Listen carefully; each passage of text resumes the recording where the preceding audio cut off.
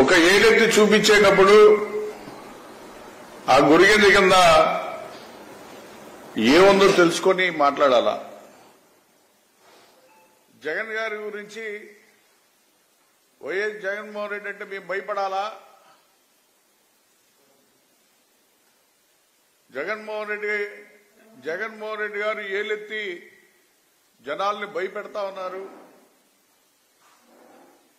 నేను చంద్రబాబు నాయుడు నమస్కారాలతో ఓట్లు అడుగుతా ఉన్నామని చెప్తా ఉన్నాడు. సంస్కారం అనేది ముందు చంద్రబాబు నాయుడిని పవన్ కళ్యాణ్ని జగన్మోహన్ రెడ్డి గారిని చూసి నేర్చుకోమని చెప్పి మీ ద్వారా నేను తెలియజేస్తా ఉన్నా. పవన్ కళ్యాణ్ చేసేటువంటి వేషాలు, పవన్ కళ్యాణ్ చేసేటువంటి నటనలు 2014 నుంచి ప్రజలు చూస్తా ఉన్నారు. చిరంజీవి గారు పార్టీ పెట్టారు.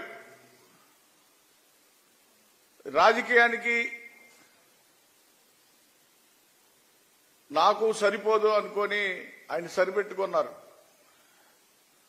కానీ 2009 నుంచి ఈ రాష్ట్ర ప్రజల మీద, కాపుల మీద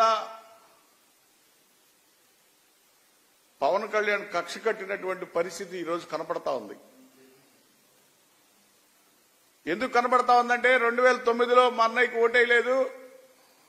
2014, 19లో నేను నుంచున్న చోట కూడా 2 చోట్ల కూడా ఓడించారు కాపులు అనే ఒక దాన్ని, ఆ కక్ష సాధింపు చర్య ఈరోజు కనపడతా ఉంది. జగన్మోహన్ రెడ్డి గారంటే వచ్చే జనాలను అడిగితే తెలుస్తుంది. ఆయన పరిపాలనలో ఎక్కడైనా లోపం ఉంటే నన్ను నమ్మితేనే మీ అందరూ కూడా పరిపాలనలో నన్ను నమ్మితేనే మీరు ఓటేయండి అని చెప్పి బహిరంగ మీటింగుల్లో చెప్తా ఉన్నాడు. మీరు ఒక్క మొక్క మేము ఇది చేస్తాం, ప్రజలకి ఇది చేశాం, మాకు ఓటేయండి అన్న రోజుందా? కేవలం సభల్లో ఊగిపోయి బూతులు మాట్లాడతా, నిన్న ఏం మాట్లాడుతా ఉన్నాడు పవన్ కళ్యాణ్? కష్టం వచ్చినా, కన్నీళ్లు వచ్చినా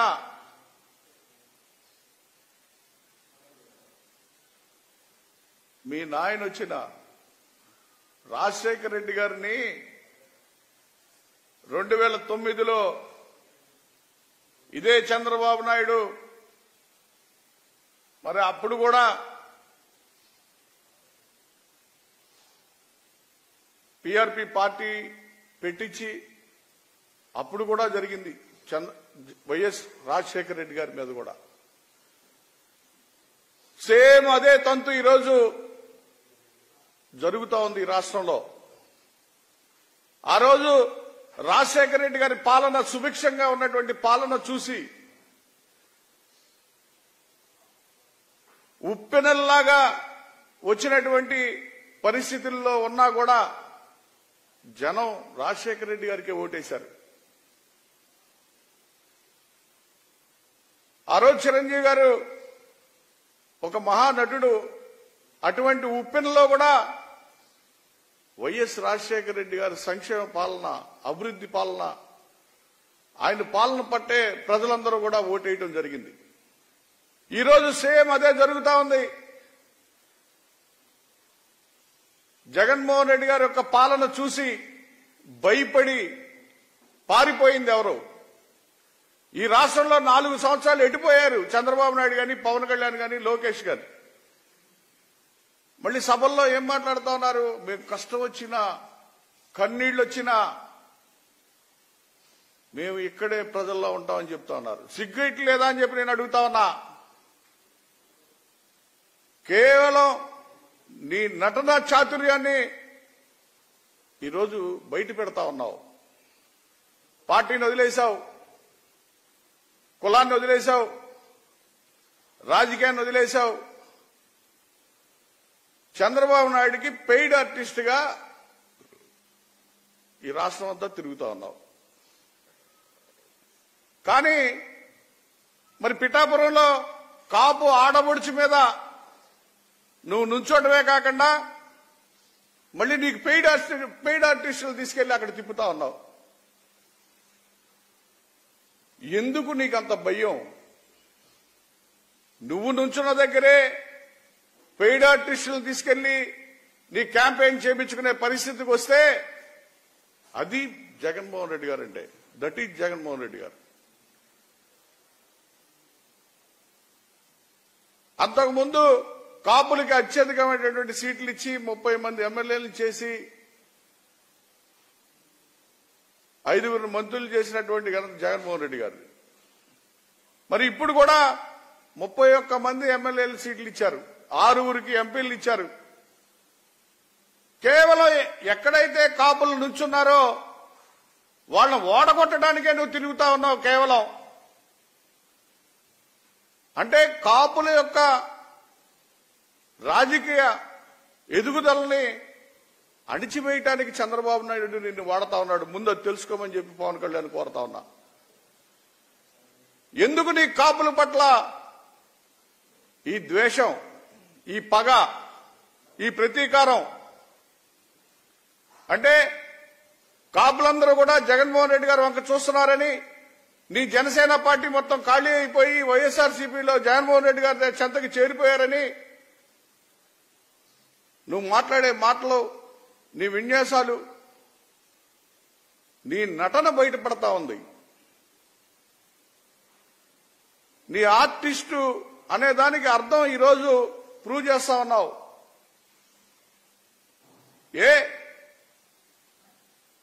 ఈ రాష్ట్రంలో ఆయన కులం చూడకుండా, మతం చూడకుండా, party Telugu Desam party, Janasena party, BJP party అని చూడకుండా సంక్షేమ ఫలాలన్నీ కూడా నేరుగా అవినీతి జరగకుండా ఇంటికి వెళ్ళటం నీ మనస్సాక్షికి తెలియట్లేదా అని చెప్పి అడుగుతా ఉన్నా. అదే తెలుగుదేశం పార్టీలో జన్మభూమి కమిటీల కాళ్లు పట్టుకుంటే తప్ప ఒక పథకం వచ్చేది కాదు. మరి మాకు పార్టీ ఉంది, మాకు పార్టీ కేడర్ ఉంది, పార్టీకి మనుషులు ఉన్నారు, మేము సంక్షేమ ఫలాలన్నీ మా పార్టీ మనుషులకే ఇచ్చుకుంటే మీరు క్వశ్చన్ చేయాలా? ఈరోజు రాష్ట్రం మొత్తం కూడా జగన్మోహన్ రెడ్డి గారు వెంట ఉన్నాం, మేమందరం సిద్ధం అని చెప్తా ఉన్నారు. ఆ బస్సుల పట్ల వచ్చినటువంటి జనాన్ని చూడమని, ఆయన ఎక్కడ సభ పెడితే అక్కడికి వచ్చేటువంటి జనాలను చూడమని నేను కోరుతా ఉన్నా. నీకు కళ్ళుంటే, నీకు చెవులుంటే, నీకు జ్ఞానం అనేది ఉంటే జగన్మోహన్ రెడ్డి గారు చేసేటువంటి ఏ ఒక్కటైనా సరే తెలుసుకోమని చెప్తా ఉన్నా. ఆయన దగ్గర వినయం నేర్చుకోమని, ఆయన చేసేటువంటి ప్రజల్ని ఆదరించేటువంటి తీరు తెలుసుకోమని మిమ్మల్ని కోరుతా ఉన్నా. ఎందుకంటే చంద్రబాబు నాయుడు అనేవాడు ఈ రాష్ట్ర ప్రజలకు గాని, రాష్ట్ర పరిపాలనలో గాని, ఏ ఒక్క సంక్షేమంలో గాని, అభివృద్ధిలో గాని ఏ రోజు కూడా నాది అనే మార్క్ అనేది లేదు.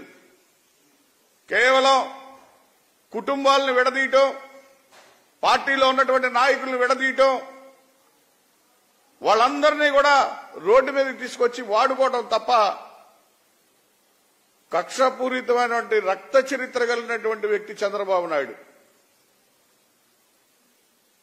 ఎందుకంటే ఈ రాష్ట్రంలో కాపుల్ని అణిచివేసినటువంటి చరిత్ర ఉన్నటువంటి నాయకుడు చంద్రబాబు నాయుడు. వంగవీటి మోహన్ రంగా గారి కాడి నుంచి ఈ రోజు ముద్రగడ్డ పద్మనాభం గారి వరకు రంగాగారి కుటుంబాన్ని రాజకీయంగా లేకుండానే చేసేశావు. కానీ నువ్వు మాట్లాడే తీరు ఒక్కసారి ఆలోచించమని చెప్పి కాపు సోదరులను కానీ, రాష్ట్ర ప్రజలను కానీ చూస్తా ఉన్నా.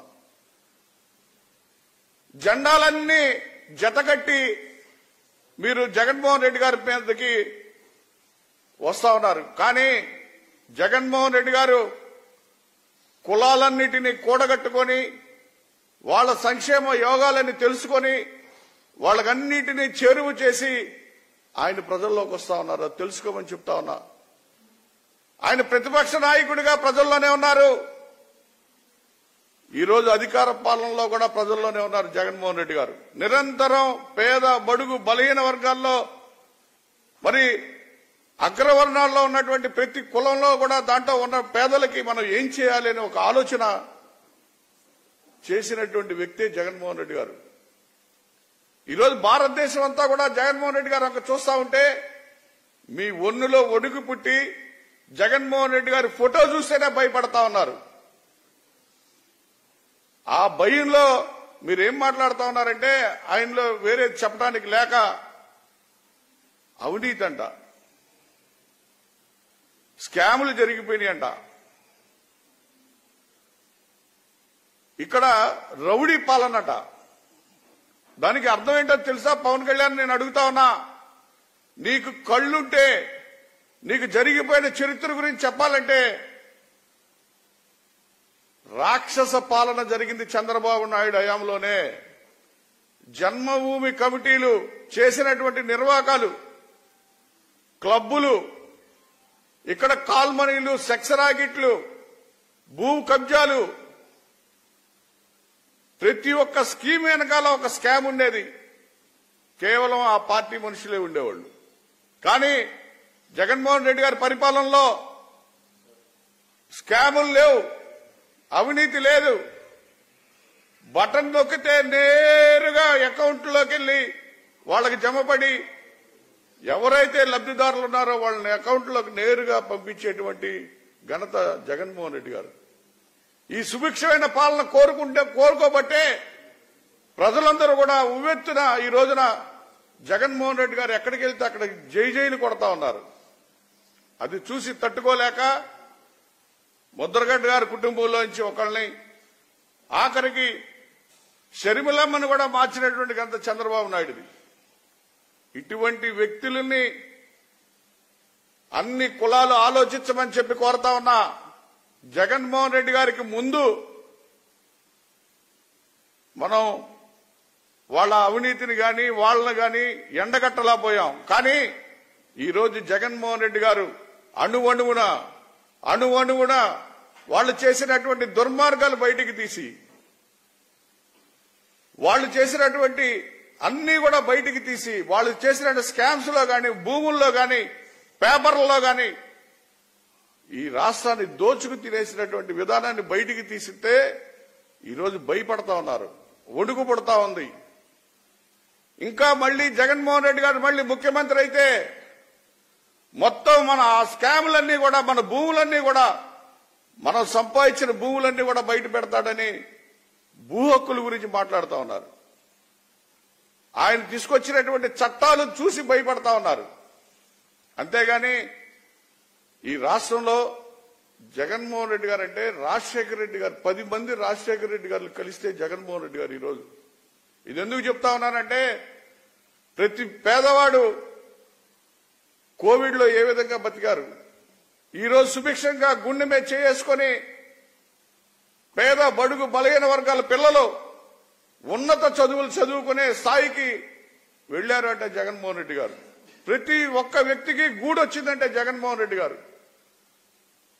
ఆయన యొక్క పాలన అంత సుభిక్షంగా ఉంటే నీతిమాలని మాటలు మాట్లాడుకొని కులాన్ని తాకట్టు పెట్టినటువంటి నువ్వు కూడా జగన్మోహన్ రెడ్డి గారు ఎంచే స్థాయికి వస్తే కబడ్దార్ పవన్ కళ్యాణ్. ఇక రాను రోజుల్లో కాపు ఆడపిల్లలు కూడా నిన్ను సహించేటువంటి పరిస్థితులు లేరు. ఎందుకంటే ఇప్పటికే హీనమైనటువంటి పరిస్థితికి వచ్చేసావు. ఇంకా ఉన్నది కూడా తాకట్టు పెట్టుకొని మిగిలిన బ్యాలెన్స్ కూడా క్యాష్ చేసుకుందామని నువ్వు చెప్పే మాటలకి మేము సహించమని చెప్పి మీ ద్వారా నేను తెలియజేస్తా ఉన్నా.